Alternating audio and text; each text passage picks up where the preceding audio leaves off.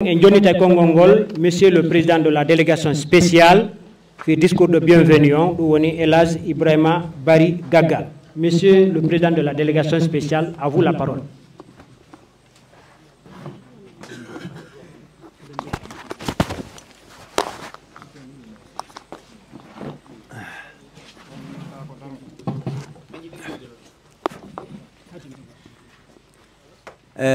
Allahumma rabbi salli ala sayyidina Muhammad wa ala sayyidina Muhammad wa sallim. Men salmini sous-préfet on, men salmini préfet on, men salmini délégation maɓɓe on fof, men salmini mawɓe seniɓe ɗo ɓen jeeyaɓe ka ligue, jeeyaɓe ka sage,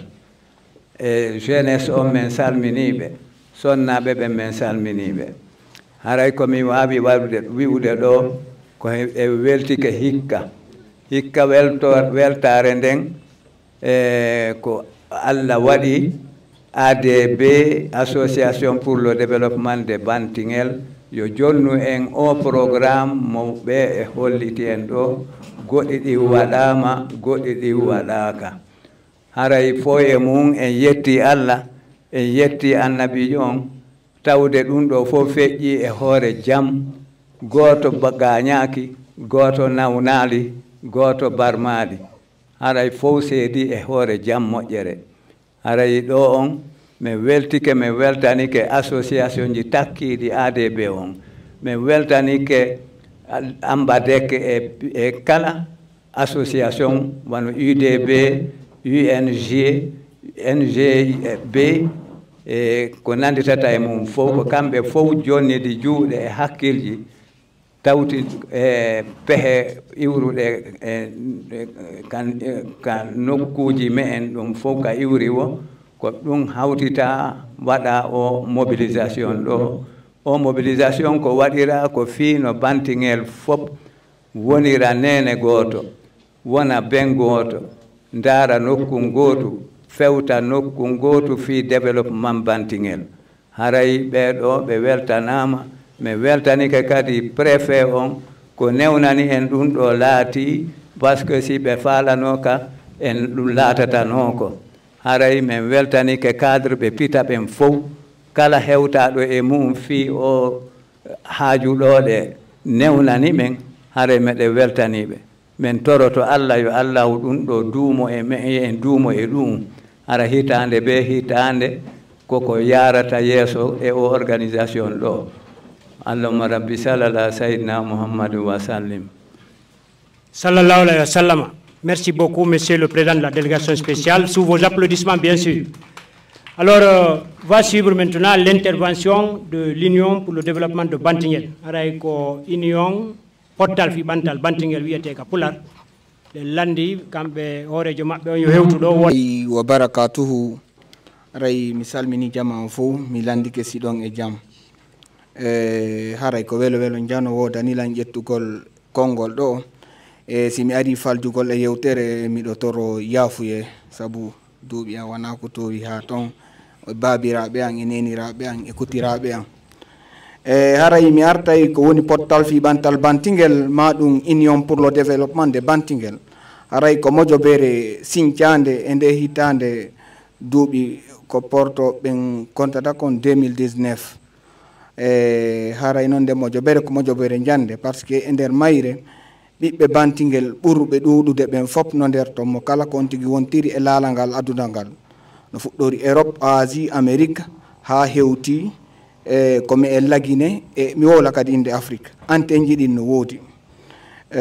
Haray ko welo kadi jano wodani men tawegol e siga ɗum ɗo waɗegol Bantingel pour la première fois, comme no mi wiiri noon ko portal fi Bantal Bantingel, kala ko joguidirta Bantingel kon haray menen ko objectif amen premier jon non vocation o moɓidirgol jama on. Ko say mi moɓidiri jama o wo meɗen andi si mi wola inde fi polgal e ɓantal. Haray ko weltanagol jama on fof, haray piiji bus depuis ko nde waɗa haray monsieur le sous-préfet e wano président délégation spéciale on en tant que sage de localité, hara hiɓe koɓe seede piiji go o buy, haray kadi ko fuɗɗode ɗum ɗo o ni. Hara hikka ɗo si faljereji ari e wadde e ko min fokkintini ɗo, min toroto yaafuye ɓiɓɓe Bantingel hedditiɓe ɓen, haray ko ɓay ko ɓinata konko première expérience ko ari toyta si Allah jaɓi kala tawɗo pottinama e programme on ɗo hikka min etoto no on tigi ɓattoro par ce que ko fi moɓidirgol jama on fof min visi si mi wiwa ɗon kadi mi artay niveau lamɓe amen ɓen itti ko sous préfecture ɗo ha hewti ko préfecture e ɓurtagol tambitagol menen jooɗiɓe ma yaltuɓe e fi ɓantal ga ɓantal no yeehi ko jangugol ko ne'ugol ko remugol e surtout kadi hiware nden ɓinata question sécuritaire on haray miɗen ɓurti wallitorade o yo wallito men e ɗum ɗo moƴƴa haray miɗo daro ɗo ɓay haray wannamin tun ƴettata konngol wassalam. Merci beaucoup, Monsieur le Président. Aray Siewtido et Jonita et Kongongol, le représentant de Soleil Levant pour le progrès de Bantingel, SLEP+. Si fait donc Aray Assalamu alaikum wa rahmatullahi musibeang nenirabeang e babirabeang biafino fota adimi jettude yewtere nde mi diso Monsieur le Président de la délégation spéciale, mi diso Monsieur le sous-préfet, mi diso Monsieur le préfet. Haray mi ƴettay ɗo konngol e inde Zenatif Bantingel on min haray ko Boubacar Bari mi wiyete ZNB on noon Zenatif ko moɓindirɗo ɓiɓɓe jooɗiɓe ɓiɓɓe Bantingel jooɗiɓe e yaaɓe objectif amen on haray ko fi ɓantal Bantingel e haray noon mi juutinta yewtere nden min mi tournay ɗo haqqille jama on e par ce que association ji ɗin fof no représenta ɗo haray mi hollay ɗo piyum gotum haray ko fi o tere meɗen Daramba haray mi faalete ɓa association ji ɗin no wadde contribution ji hay si tawi e wawata lannude e nder hitande wotere etoɗen e nder hitande wowoden ko waɗɗen ka teren Daramba fi no wawiren heɓude cours haray Bantingel ko no nanti inde moƴƴa non haray no ɓoylani en seeɗa tawata enen sukaɓe Bantingel ɓen ala ka fotten fi ƴanal haray miɗo toro association ji ɗin fof fewtugol ka teren kadi seeɗa seeɗa haray assalamu aleykum wa rahmatullahi si tawi haw kon towi haray miɗo yaafino fota ko wona seeɗa. Le président de l'Ambadec se prépare. Assalamu alaikum wa rahmatullahi ta'ala barakatuh. Onon musidɓe julɓe tedduɓe wontirɓe ɗo aray ko adi ko meɗa wi'ira on ko saɗi ko sooli min ko Mamadou Lamarana Bari mi innete ko min ardi o association masiraɗo SLEP plus donc ko association Soleil Levant pour le progrès de Bantingel plus aray noon siège amen on ko Bantingel ɗo o woni donc association amen on haray ko association sukaɓe wonuɓe ka l'école e gaynoɓe janngugol donc ko sukaɓe rewɓe e sukaɓe worɓe e haray noon ko ari waɗi ha min créé on association ɗon ko tawdama min arno ɗo e saayi hari association alaga sukaɓe ko représenti Bantingel donc min créé association on e woodi kadi komin waɗi ɗo association e ɗuma activité ji bus haray meɗe mari agrément haray commune on andi fi amen préfecture on kadi no andi fi amen meɗen satini kadi waɗugol piji boy haray min ko mi yamirta ɗo jama Bantingel on en fof koyen jaɓugol wone hunde wotere hiɗe yoni molon hiɗe mari ressource ji ɗin fof woni ressource humaine ma ressource financière hiɗe mari ɗum ɗon fof haray koyen jaɓu tumbidirgol ɗum ɗon organise fi Bantingel no yara yeeso acce waɗugol ɗo koruŋa beɗuŋa haray menen meɗe weltori fota hina seeɗa association amen on tawdede o collaboration ɗo ɗi association ji ɗo fi waɗugol ɗi activité ji ka meɗen Bantingel ɗo aray ɗo wiyan ɗo assalamu aleykum wa rahmatullahi barakatu aray mi salmini jamma seniɓe ɗo ɓen fof e hoore maɓɓe préfet Pita on e sous-préfet Bantingel on e président délégation on e secrétaire général ligue islamique sous-préfectoral on aray mi salmini jamma on fof mi landike jam e mum mi landike son hewtiɗo e jam haray Ambadec ko association musulmane de Bantingel pour le développement de la culture o association o sincyanoma fayda ɓori duuɓi nogay ila association on sinca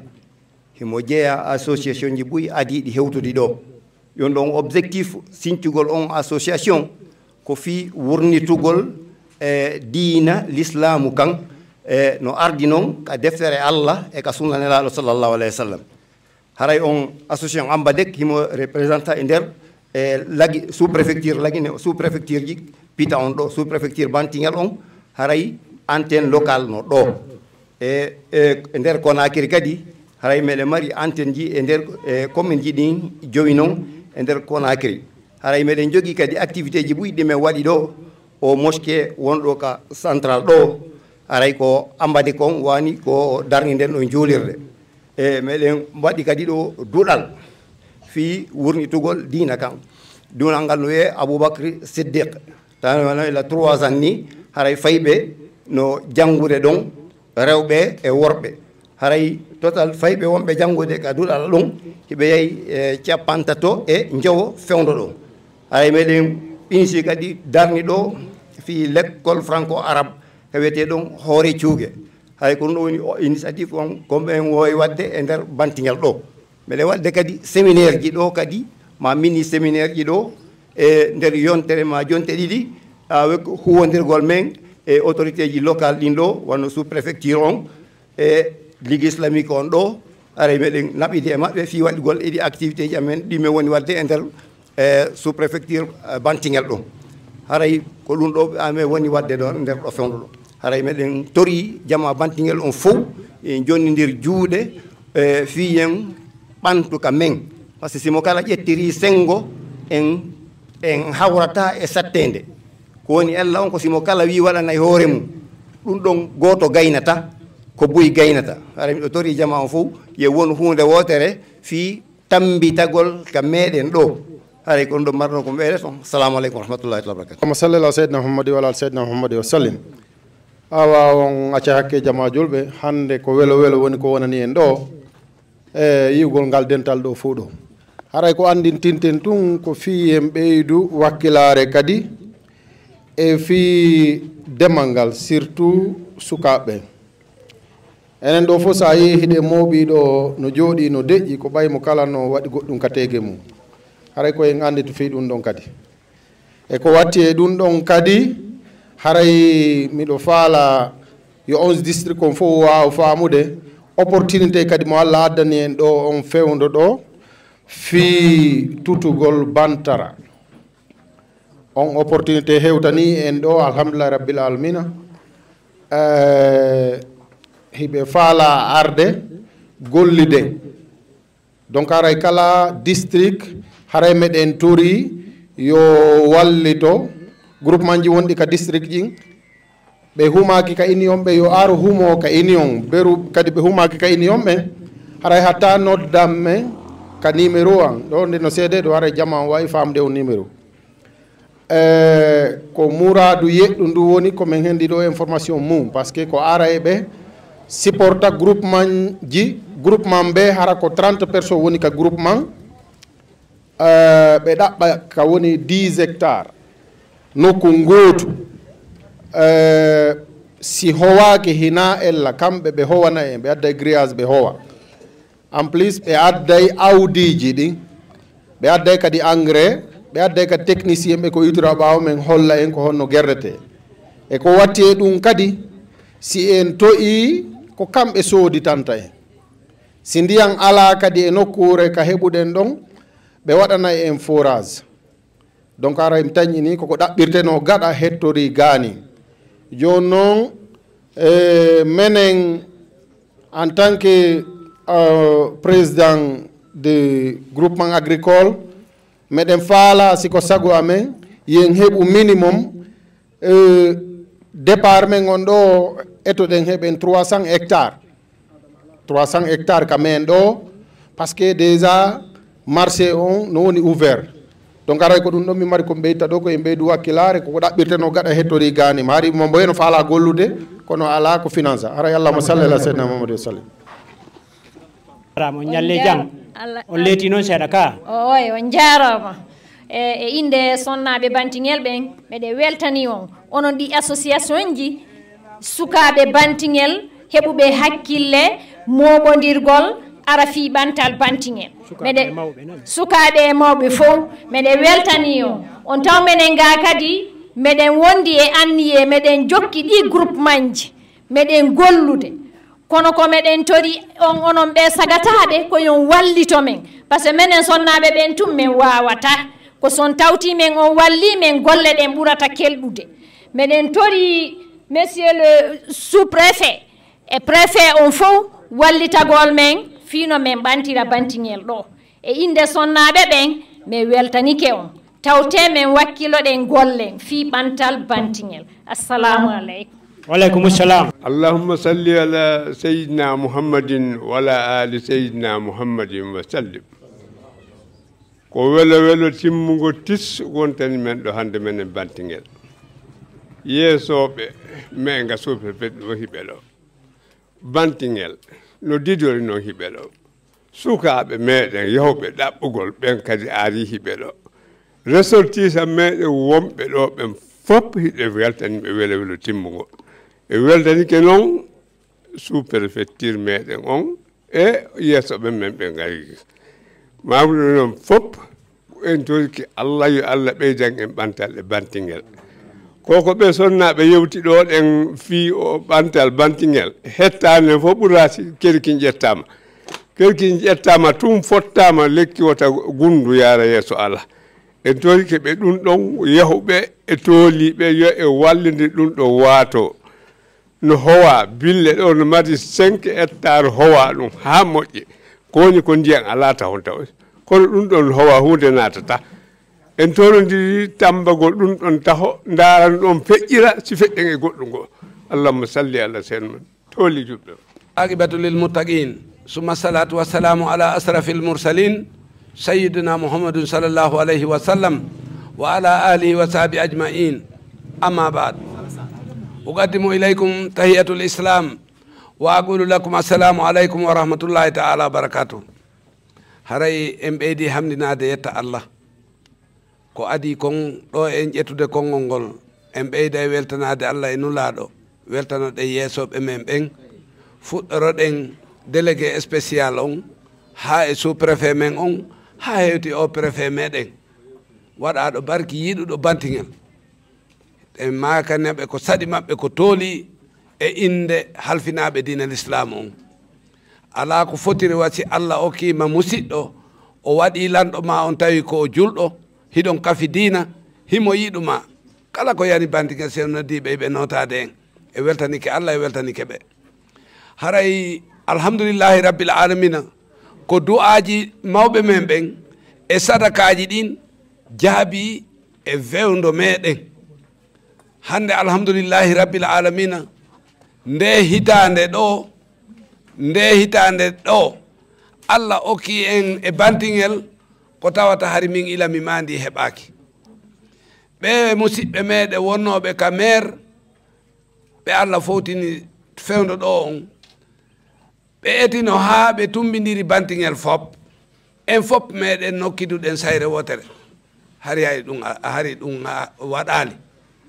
ɓeɗo kadi fokkintini sukaɓe bantingel fof jahuɗo e jooɗiɗo yiitidi e nde juldere ɗo hikka e moɓodiri ko yehi balɗe 6 on waɗi ko weltintamo kala mawɓe ɓen on organise janggande qur'an mawɗo ala ko weltinire sina janngugol qur'an on organise ƴanal ngal pay koy kañum kadi ko ɗum ɗo weltinirte donc on waɗi ko tawata kala génération on mo kala heeɓi welo welo sabu tumbodiraale jokkere en ɗan o yo Allah ɓeydan en jokkere en ɗan haray komi ɓeydidata ko toragol on onon sukaɓe ɓen fi Allah e finlaɗo Allah ɓeyden hulde Allah rewen Allah etoɗen no wuuriren ko nafata en kala tawɗo hino jokki ƴettugol beere ma dorog yo accu kala ko bonnuma hakkil bonnay diina ma kan bonnay avenir ma on kala tawɗo no jokki yo accu kala tawɗo fuɗɗaki wota fuɗɗo ɓeyde wakkilade iɗen mari ɗo sukaɓe yahaɓe wa capanɗe tawa hino bantingel ɗo no jolda ƴawra ala wadde hay fus min mi innay ɗum ɗon ko ngaamelo fi honɗum hande nemaji men ɗin Fuuta Jallo no hitti ɓuri wonaɗi adede ɗi korel foññe wumo hande no yeeyede 7000 francs fewndo ɗo minen wonɓe ɗaɓɓude awdi meɗen andi si tawi ko nendi ndi ɓe yeeyde woɓɓe yeeya 20000 korel ngel woɓɓe yeeya 25000 si tawi a sagata wawɗo a heeɓi ɗo ngesa haysi ko jowi wel foññe heɓuɗa si a yeyti ɗum a heɓay ɗum ɓantay bantingal kala leydi nde no ɓanto demal ngal jokkete en acciti demal ngal ko denɗo président district bille o maaki kon geetoya hande FAO no ari no howani en 5 hectares hiɓe waɗi boyli 4 hiɗi mari ndiyan ɗi ɓeɓata ila ɓe waɗani en ɗum ko nde wootere groupement ji ɗi yeyremi ɗon foññe ka ɗum accitano memitaka ko hikka kadi pay kon ari soppi kono ha joni fuɗɗaka remede yalli wata to ma watta ko mi anda Pullo Fuuta ɓooyi wiide nde hiɗa yerganede ɓaawo ngon an kadi yirgan hoore ma reedu ndun wakkila gongol ina tummodirgol yewta tun ko alda e kuugal ɓiɗɗo gorko fof yo eto wuura halal mi torike en ɓeyden hulde Allah ɓeyde wakkilade gollen no fiika meɗen ɓantoro haray ko ɗum ɗo mi mari komi ɓeydita mais en weltanike yeesoɓe men ɓen hiɗen ɓeydi ɓe torade yo ɓe ɓeydu en wallitade sabi Allah autorité on hiɗen ɓeydi ɓe torade yo ɓe wallito en Pullo Fuuta ko andira ko keri e newgol muumi ɗi wano menen hande misiide heyre min heddinasi wona peer ɗiɗi sari ɗin ɗon koye ɓoggol me waɗi si a fagi ke acciti yehi ka yaasi ñallal gotal artata guya on en torike ɓe yoɓe wallito e jama on ɗum ɗon tawete e ko ɓeydata ƴeewe hande hari daral no woodi bantingel muumi ɗin fof ko faalɗa o aray sooda hande buuseɓe men ɓen koɓe yaw maasi ma ɓe yaha cangel boori gay seede mum gayɗi mi woni reminde ɗo ɗin ko cangel boori ɗiwi bone Allah e guya on ɗo yoɓe wallito en ɗum ɗon enen e wawanta sala men ko autorité on wallitoto en haray miɗo ɓeydi ɓe torade ɗum ɗon yoɓe ɓeydu e wallitade sabi Allah ɗum ɗon no tawa e ko ɓuri laƴƴinde Fuuta Jallo ka hakkille an simi falji noon kadi haray yoɓe andu komi banu adama ɓe yaaforo sabi Allah kono mi anditini yoɓe ɓeydu wallitade jama on e ɗum ɗon sabi Allah allahumma salli ala Muhammad wa sallim sallallahu alayhi wa sallam on lakkere ƴaari kono jomba naati aray no woodi ko makon certainement no gasara ko welo welo wonande o n'est ce pas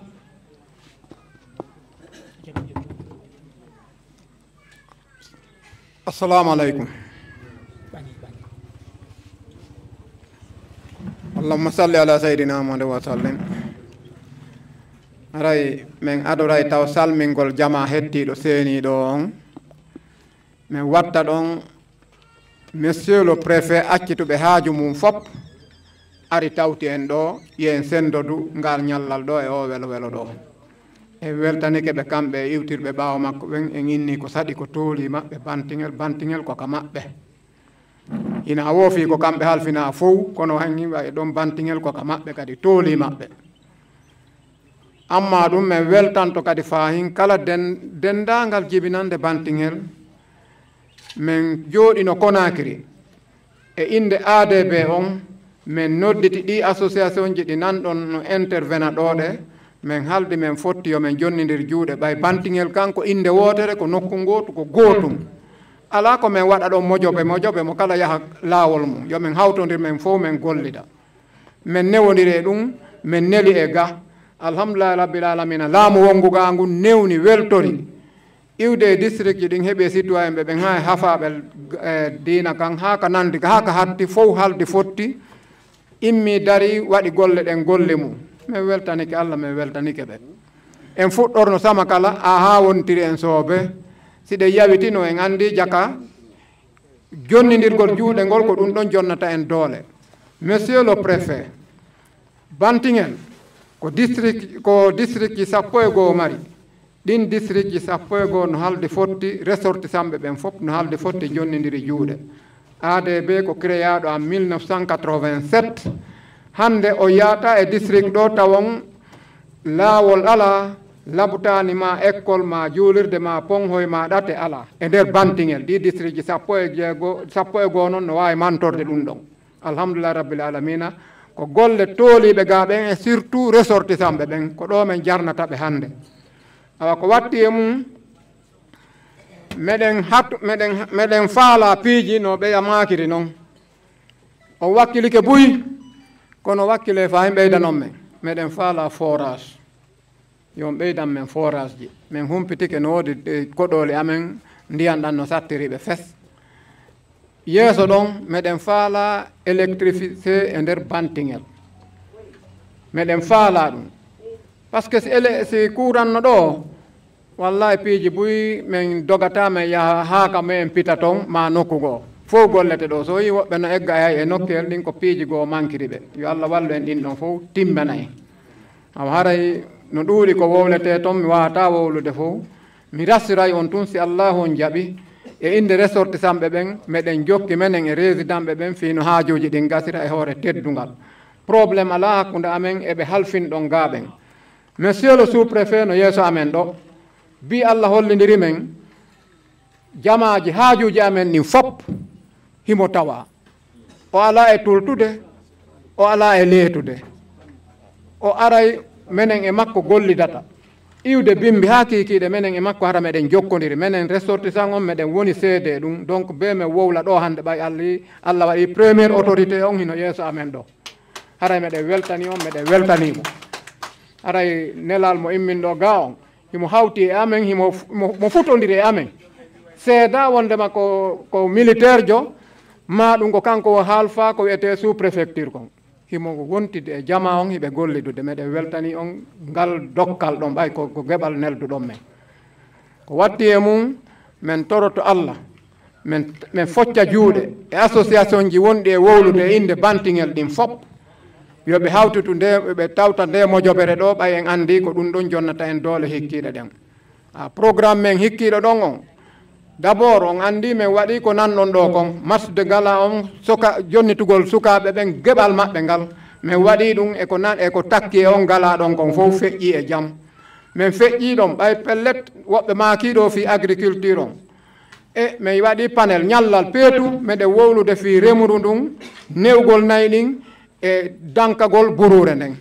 min feƴƴi ɗon min yeehi ɓay haray ɗo en andi au moins ko l'islam on ɓuuri marde ɗo ɗe pourcentage min waɗi ɗum ɗon concours lecture 5 coran on min waɗoy miside heyre hande min daari sukaɓe wakkiliɓe fayin dans le cadre sportif min waɗi o cyclisme aray ɓe hollay on ɗo hay résultat on e time on ɗo si en gayni ɗum ɗon meɗen jogori ɓay menen ko en 87 min fuɗɗi ɗum ɗo hande yeeso bantingel yeeso première autorité locale bantingel on et surtout la plus haute autorité de Pita anditangol siɓɓe men adinoɓe men yangade ma yangoduɓe amen fi ɓantal bantingel ngal bangeji ɗin fof woni noon on tigi feƴƴinino woni on tigi no wuuri e ngalon men suɓu tun seeɗa tun fi yo ando vraiment hiɗen anditani ɓe hina fiɓe maayi ronketen anditirande ɓe ɗum ɗon encouragé wuuruɓe hande ɓe yoɓe ɓeydu wakkilare ɓe andita si ɓe wakkilike fi jama on janggo non seulement Allah no andani ɓe mais enen kadi ma ɓiɓɓe men ma taniraɓe iwtiroyeɓe ɓawa ɓe mbay ɗum ɗo fuɗɗama e ngal ɓe anditante donc haray encouragé ɓe haray ko ɗum ɗon haray o événement ji waɗaɗi ɗo fop ko fi tumbinirgol wattita ɓeygude bantingel nden fi yoɓe won nene goto baba goto ɓe gollida hunde wotere fi ɓantan bantingel ngal ko saɗi moon ko tooli min weltanike on min sanni on haka hattata allahuma salli ala sayyidina wa sallim sallallahu alayhi wa sallam aray monsieur le coordinateur général o weltanama on jarnama ƴettugol tanji monsieur le préfet de Pita yeru ɗiɗo fof welafi kono bantingel no weltori présence maɓɓe on hattirde e welo welo nane hari minni ko yette sooɓe ɓen woni joni min tigui mi yettama so ka raɓɓiɗi ton allahumma salli ala sayyidina muhammadin wa sallim asibu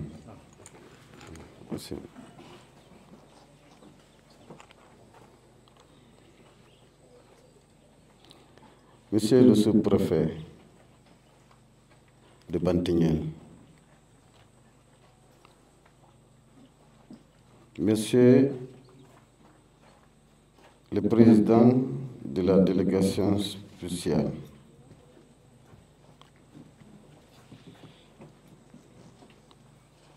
Monsieur le président de toutes les associations de Bantingel,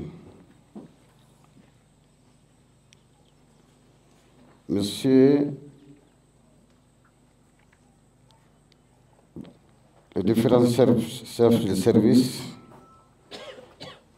de Bantingel, Monsieur les forces de défense et de sécurité, Mesdames et Messieurs de Bantingel, très sages, tout protocole observé. Je suis devant vous aujourd'hui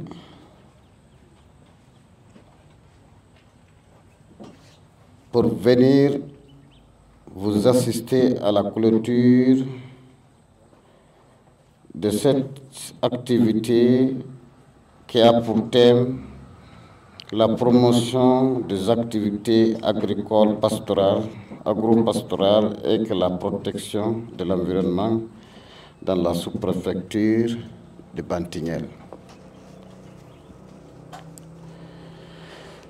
C'est un honneur pour moi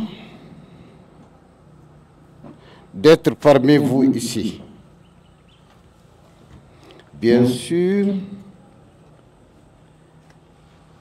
je n'ai pas eu le temps pendant l'ouverture pour venir vous assister et effectuer cette ouverture avec vous en même temps.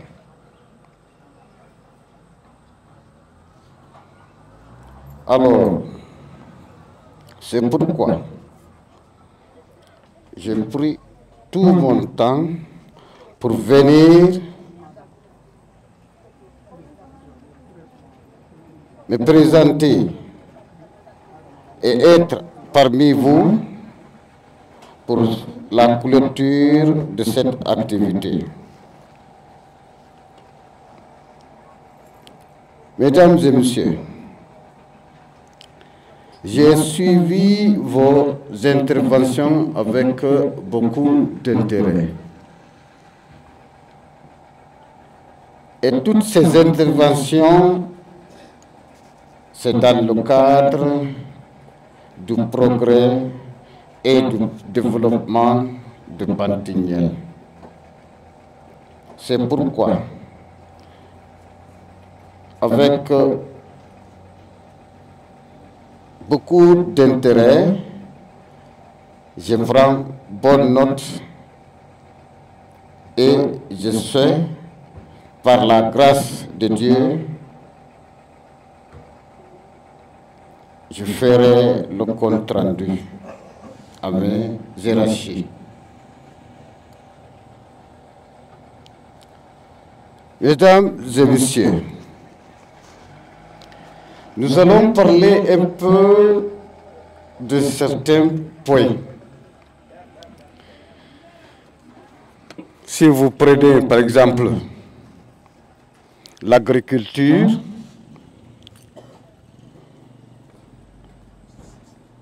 l'agriculture est un élément très important dans le cadre du développement.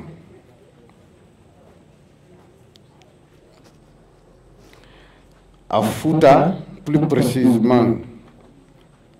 dans les zones agricoles, je sais que partout, l'agriculture évolue dans le bon sens. Ça, c'est un atout qui va nous permettre d'être dans une position d'autosuffisance alimentaire. Au niveau de l'élevage,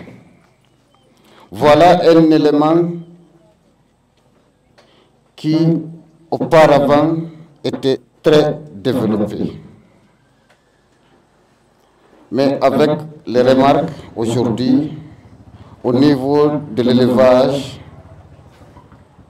c'est un peu négligé par rapport à l'agriculture. Il faut qu'on essaye un peu de faire face au niveau de l'élevage, parce qu'on risque d'abandonner. Et nous savons tous, l'élevage aussi fait partie du développement.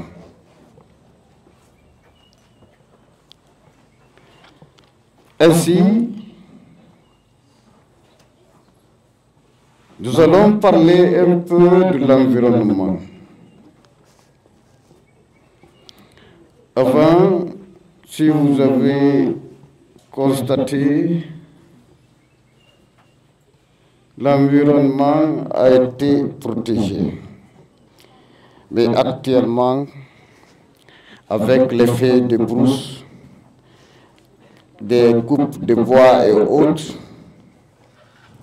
actuellement, on risque de perdre la nature. Et nous serons victimes du réchauffement climatique.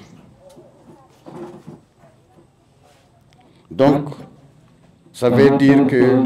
la protection de notre environnement aussi fait partie de notre développement. On ne peut pas s'avancer, on ne peut pas se développer sans protéger la nature.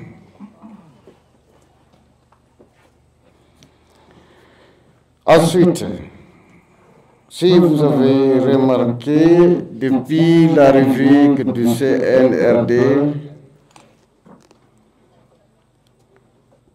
le général du corps d'armée,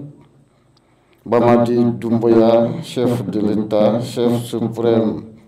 des armées, a toujours contribué dans le cadre de l'union, de la paix et la solidarité des Guinéens. Je suis très content de voir et de remarquer cette union, cette solidarité dans Bantinghen. C'est ce qui va nous permettre d'être ensemble et de répondre le rassemblement pour le développement. C'est dans ce sens aussi que nous pouvons exactement mobiliser la jeunesse, les femmes dans cette sous-préfecture qui va nous faire avancer, être même père, être dans la même famille, avoir dans les mêmes objectifs.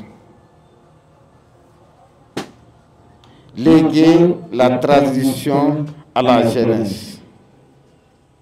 Ça nous permet d'évoluer sans haine. Ça nous permet, ces enfants vont nous remplacer pour le même développement de notre sous-préfecture. Par rapport à tout ça, je suis très content dans le cadre aussi de la tradition, nos coutumes, nos mœurs, pour traduire à la jeunesse, pour les informer qui nous sommes. d'où nous venons et où on va. La lecture du Coran, la paix, l'unité nationale. C'est voilà les éléments fondamentaux qui nous permettent d'avancer et aller plus loin.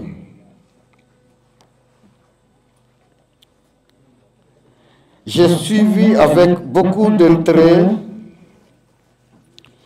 au coordinateur général. Bien sûr, si vous vous rappelez, j'étais venu pour demander une zone de camp militaire. Et cette zone a été octroyée.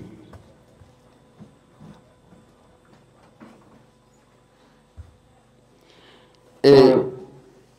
ça fait partie du développement. S'il y a un camp militaire dans un endroit, selon mes remarques, plus souvent, une zone sécurisée se développe rapidement par rapport à certains projets dans la zone. Je peux vous donner un exemple. À Dalaba, il y a eu un nouveau camp en 2020. Aujourd'hui, autour de ce camp, il y a la construction partout, il y a le courant, il y a de l'eau. Et je suis très surpris, je viens de demander tout de suite. Ils m'ont dit que franchement, qu'il n'y a pas de courant.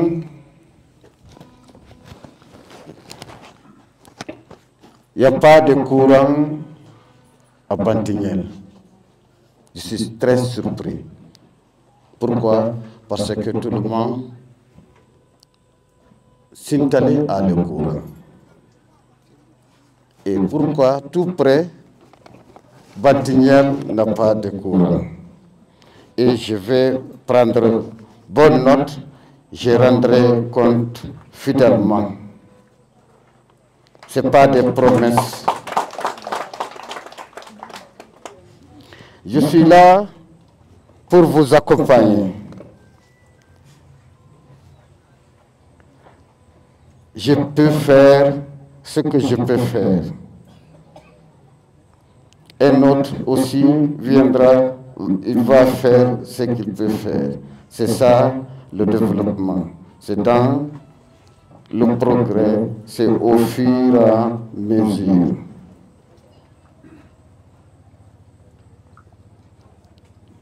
Au dernier point, je demande aux sages de me prendre comme leur enfant. Je suis leur jeune frère. Je suis l'un de leurs. De ne pas se gêner. Je suis avec eux à tout moment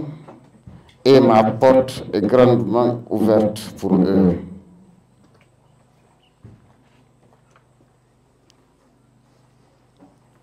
À chaque fois, il y a des activités, appelez-moi, je serai disponible et je suis là pour ça. Ensuite, je veux les mêmes sages essayer de ne pas abandonner les enfants, parce que les enfants, c'est eux qui vont nous remplacer demain.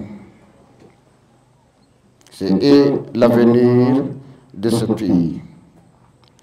On a remplacé, ils vont nous remplacer aussi.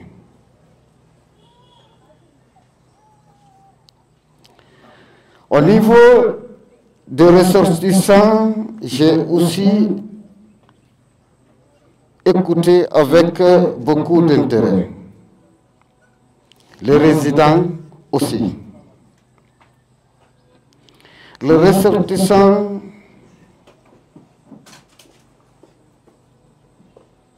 ont des soucis du développement de leur origine.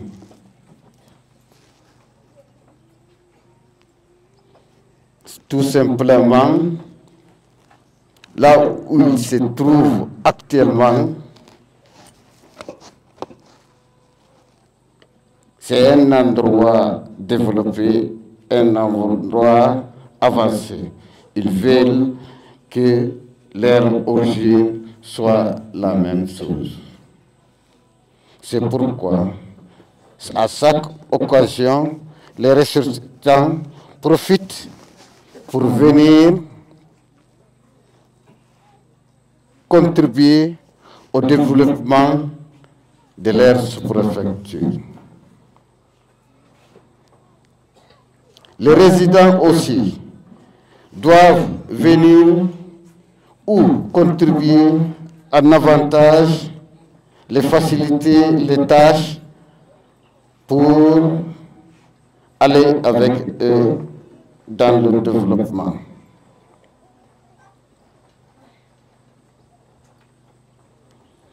C'est pourquoi vous avez remarqué, les deux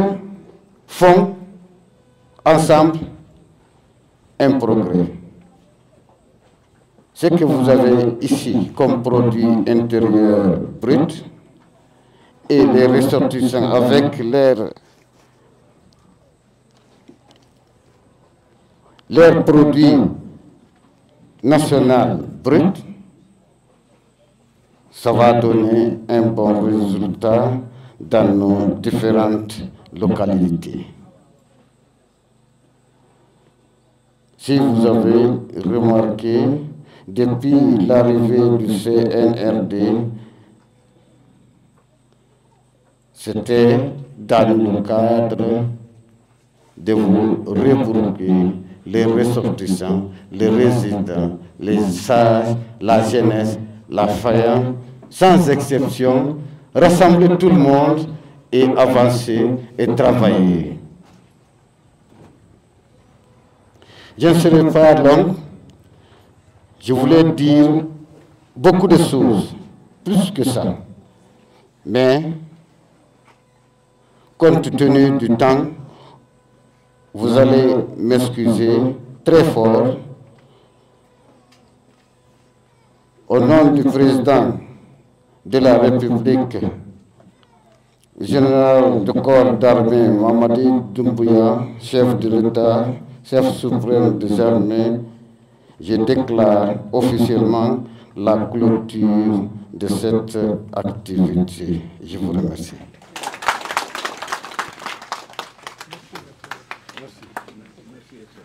Merci beaucoup.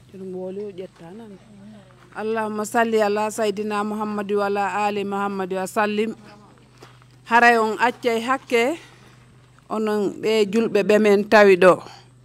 Haray koy inde fina tawa meden on me woni do. Fi en findintin ko tawrude mawbe meden ben kon.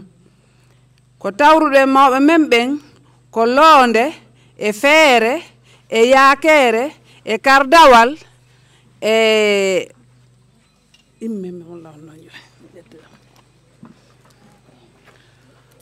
ko ɗum ɗo wiyete yaakere yo fayɓe fay koy koy anda ko woni yaakere e hino ko ɗum ɗo wiyete yaakere ɓaawo ɗo hari si me yehi men remoyi ha niɓɓi men arti feere ɗuuɗa men ƴetta hara kaaba on fewndike men hela kaaba on mi loowa ko wowru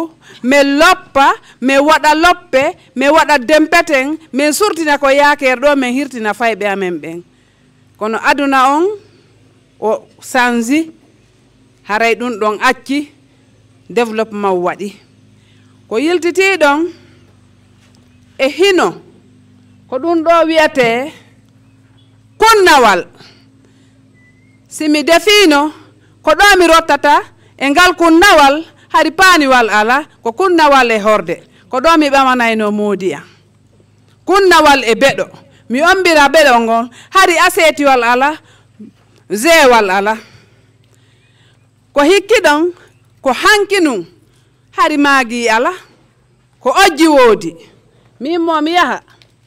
ko nun ɗo wiyete soloru debeere ko ɗum lootirte kendaje ɗen mi yaha ko caangol mi lootira kendaje ɗen mi ara mi ñolna ojjindi mi una maafe on waɗa ko maafe moodiya mi naɓa fiyo ɓe welto ko hikkiɗon ko ɗum ɗo wiyete dumburu dumburu ko sutura buy waɗay njuuri waɗay nebban nayi waɗay maafe hum waɗay piiji anna sahaji ɗin piiji buy ko dumburu ni ko ɗum ɗo mo anda dumburu ko ɗum ɗo wiyete dumburu ɓaawo ɗo hari yiite ala komi yaw mi huɓɓa yiite ngen mi hoccoya kundin mi waɗa ko dumbere huɓɓinirde mi mara ɗon ñande wo ñande mi buumira noon ndin ha allah olan ɗon itti ɗum ɗon addaninmi lampu bembe ko taarugol lampu bembe waɗa karsini huɓɓina hari ko ɗum jalbinta allah olan ɗon ittaninmi ɗum ɗo waɗi oɗo lampu komi loowu karsini hino wo fonde ko hikki ɗon hari koye mi mottu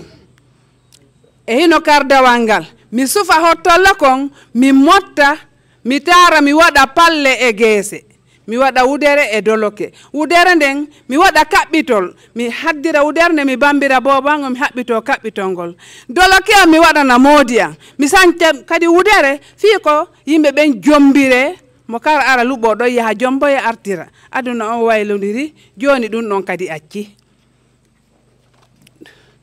e hino ɗo ɗum ɗo ko ɗum ɗo wiyete yindare yo fayɓe mo anda yindare ko ɗum ɗo mottirte ko ɗum ɗo surroteno ko ɗum ɗo wiyete kala leeru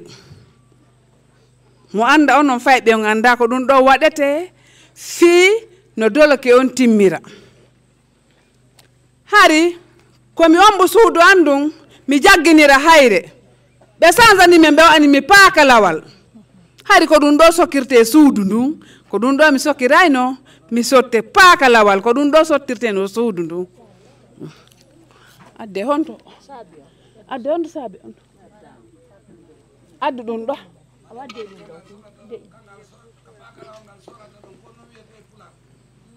ɗon haray miɗo landiti par ce que ko noon jombinmi koko jannuɗon mo wo mi janngata ko ñugun awa ɗum ɗon ko ñugun ko ɗum ɗo wiyete tindore nde tindore ko nde e fewnata fayɓe meɗen ɓen ɓaawo ɗo ko nde e salligorte ka suudu si juma ari potiru ala satalde ala ko ɗum ɗo salligorte hippe ko dambugal ɓaawo ɗo kadi karambi ɗin no tumbe ɗo ɓaawo ɗo kadi ndaha kan no waɗe ɗo midde winde ko alluje ko ɗum ɗo wiyete tinnore awa ko hikkiti ɗon kon mi yeggiti ko suudu ko wiyete daka ŋañaare ko daka ŋañaare ko joki ko arala raiki ko ɗum ɗo wondi e daka ŋañaare ɗon haray no metti fii sifagol haray ɗum ɗo no lutti hedditiɗon hari mawɓe amen ɓen koyeɓe mooro ko sa jeune ono jiwo kecco koyo mooro jubaɗe o convainca moodi makko o yiɗa moodi makko hari ko ɗum ɗo moorete holle moodi maka suudu ko ɗum ɗo wiyete jubaɗe donc ɓaymi o mi mawni seeɗa tawi hi mi woni yeru mawɓe ɓen mi watti morade lelecci seneɗo biro miɗo moori lelecci kadi dari ɗo mi acciti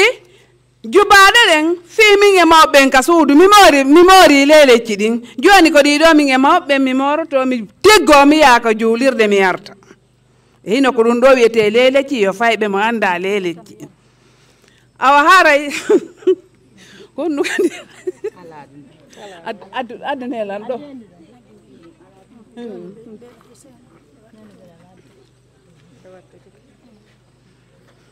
on tini ɗum ɗo ko ɗum wiyete aladu nagge ɓaawo ɗo hari simi ɓoroyi tigaje ɗen mi sayida e foññe wuma kon mi una foññe wuma kon mi ƴetta tigaje ɗen mi seɗa ko feete o mi defa maafe mi ɓannana moodi an tawi aduna on o waylodiri seeɗa goɗɗo hollinmi hayre e aladu mi leɓa ndobbo mi wuuga ko hayre mi defana moodi an hari ko ɗum ɗo wugirte ha Allah sansi addi machine watti machine ji janite unana elan ndobbo ko ɗum ɗo wugirteno haray simi towniti haala e hoore ɓe mawɓe am ɓe e lamɓe amen ɓe men tawi ɗo ɓen haray miɗo tori yaafuye ko tooli mon bantingel ko tooli mon bimbi ko tooli préfet on e équipe mum on fappu ko tooli mawɓe amen ɓen haray bantingel ko fii fof haray ko teddungal wonani lanɗo kala hewtuɗo bantingel ko meɗen ɗo haray meɗen weltani on meɗen tolni on meɗen jarni on haray ko hawa ɗo allahumma salli ala saydina muhammadi wa ala ali muhammadi wa sallim الرحمن الرحيم الحمد لله رب العالمين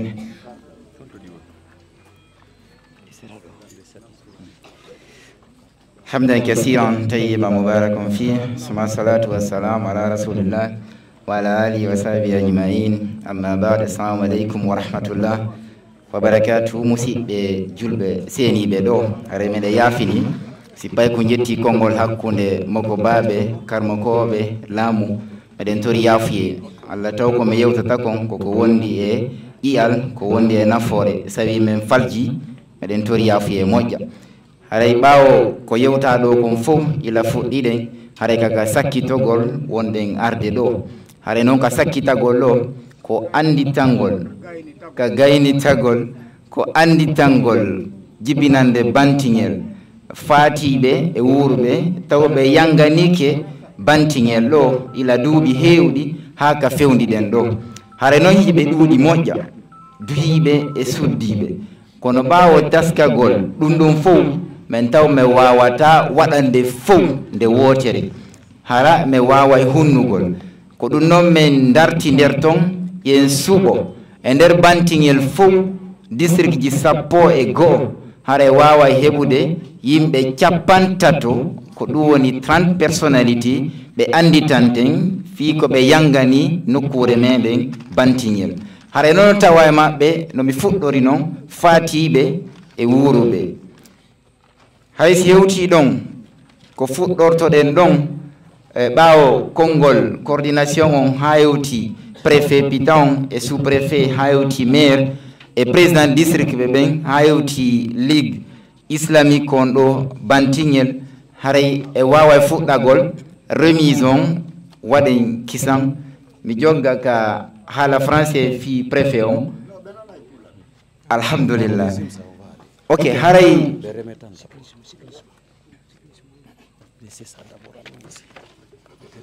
hay fuddorto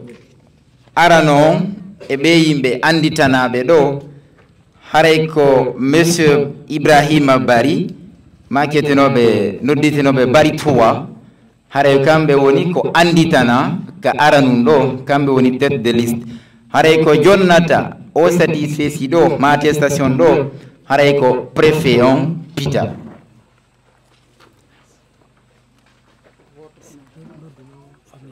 si hawri be ngure monsieur Bari Ibrahima Fulasono ga Bari 3 pardon Bari 3 haray be senoro yeso do fi hendagol ndi kaydiri do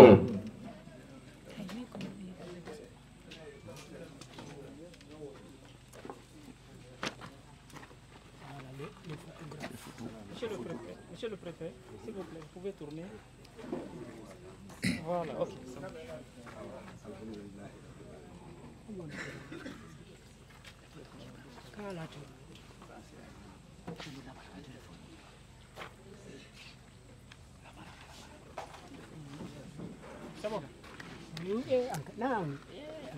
aw haray si feƴƴi monsieur Bari Ibrahima 3 fulaso non Bari 3 e ngartay ɗimmo Modi Mamadou Billo Bari Boroko haray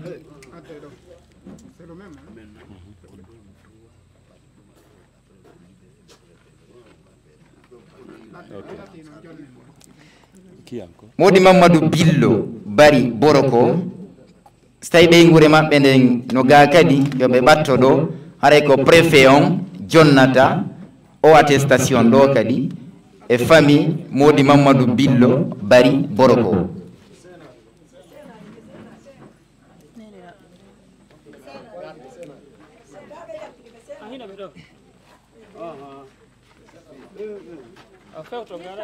Fewtega.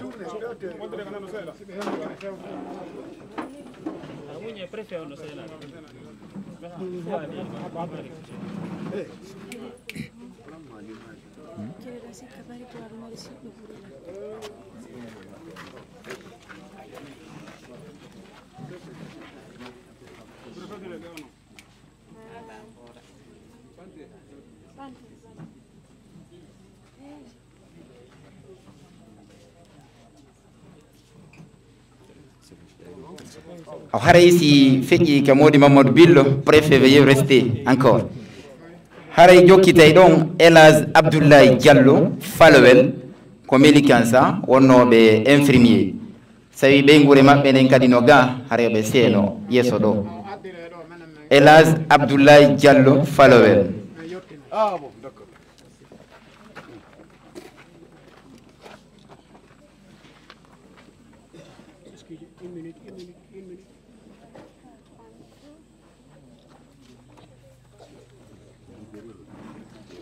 nga hiwa jawle maɓɓe ɗen hiwa kadi kala ko on tigui woni wadde no mapini men hara insécurité on no ga piiji no wadde ga ko hana waɗugol mawɓen ɗo makinanen nokkure ko tawata ko ɓuran janguete ko ɗum hunjete hara meɗen wattirnon e sokeje mon so wallitike fi sécurité on no ñiɓira hara meɗen fawi kadi waɗi juuɗe ɗen ko ɓawo landi ngal ballal ɗon mais ɓawo ɗon kadi si min heeɓi kam militaire ɗo haray ɗum ɗon kan no moƴƴi moƴƴa noon tawata si ɗum ɗo waɗama ha waway kadi tambitagol fi yo jama on fof wawi hiyede e ko ɓe woni e kaɓe woni wadde fof donc haray ko ɗum ɗo woni komin andintinda ɗo ko raɓɓiɗi hiɗo weltana président on kadi no weltana sous préfet on laamu ngun fof haray jonni tawi mawɓe nda mbaɗana en duwa avant que o waynitade mi andintini ko préfet woni waynagol heddi ɓen haray komo kala wonu ka tooli ɗon toroniri en fof meɗen goto kala waɗu fatiha laabi ɗiɗi waɗen salatu ala nabi yo Allah waɗan en barke ngal tummodiral ɗo e lamɓe men seniɓe Allah ɓe hewtito e jang kala seniɓe ɗo ɓen hewtito e jaam tawta jang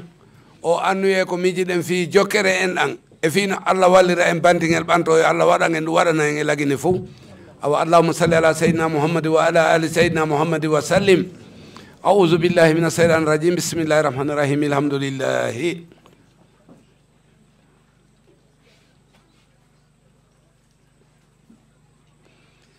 اللهم صل على سيدنا محمد الفاتح لما أخلق والخاتم لما سبق ناصر الحق بالحق والهادي إلى صراطك المستقيم وعلى آله حق قدره ومقدار العظيم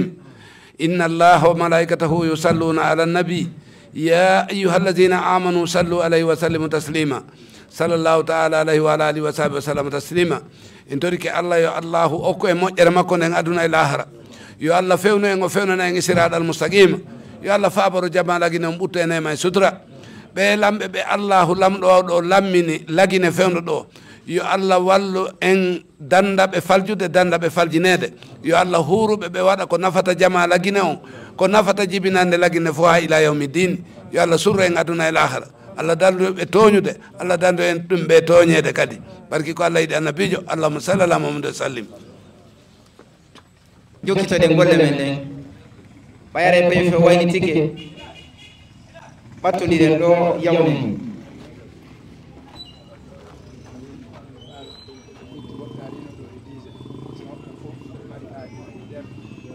Elaz Amadou Bela Bari Fetowel are ɓeɗo kadi no mari attestation ɓeygure maɓɓe nden sino ga are yoɓe batto ga ko jonnataɓe noon hare ko jonnataɓe ko Elaz Bobo Gada Cuuge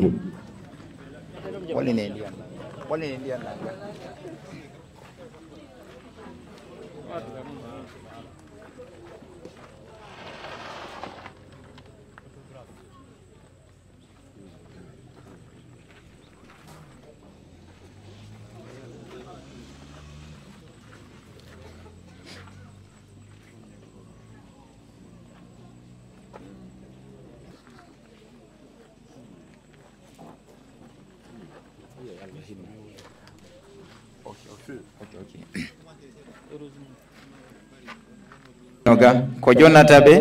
ko président district Browal Hollande o président district Browal Hollande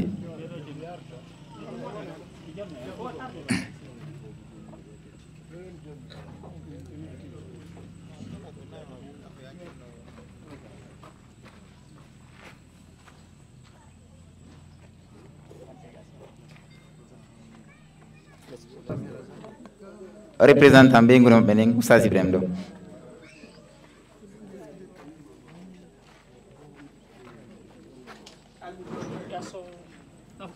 Ah, ok.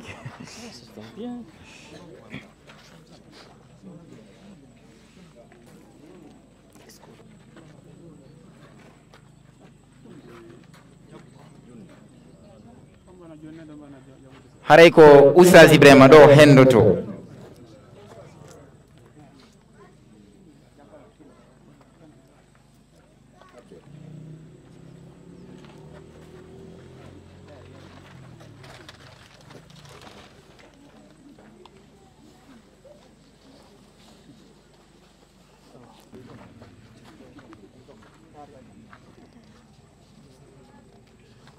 Billo Browal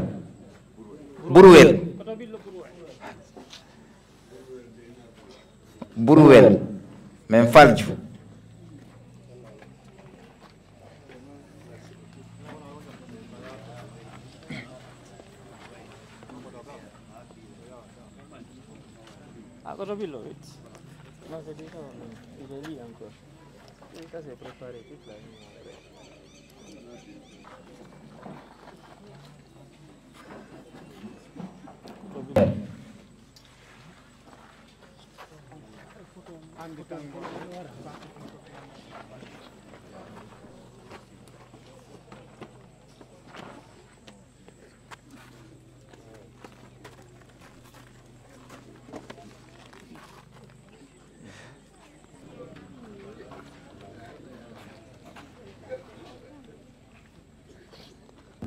ɓawo kan sangel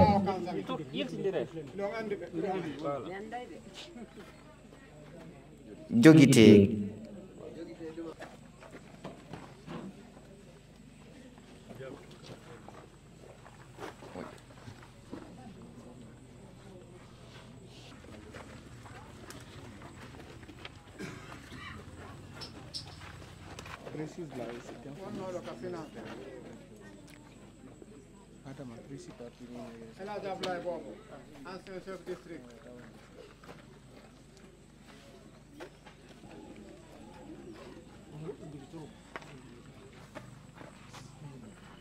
ɓante mo seeɗa voilà ok.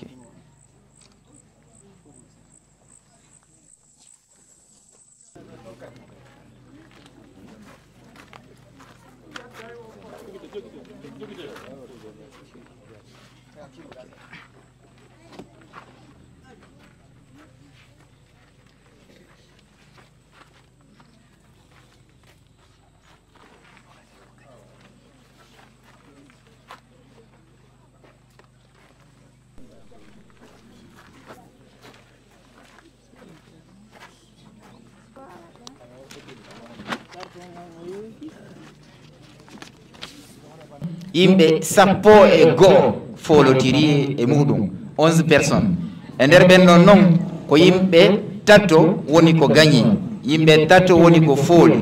ɓen ɗon hara ino mari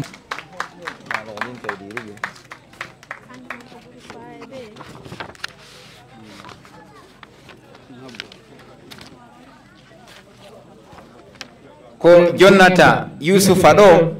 haray ko modi Mamadou Lamarana Thiankoy nodditeɓe Mamadou Thiankoy ko ɓeɗo jonnata prix première place on Mamadou Youssoufa Bari Burwal Hollande.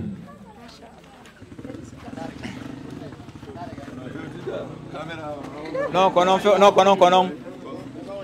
Tournez vers le pont, voilà.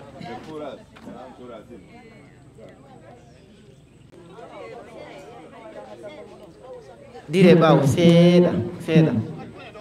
Voilà.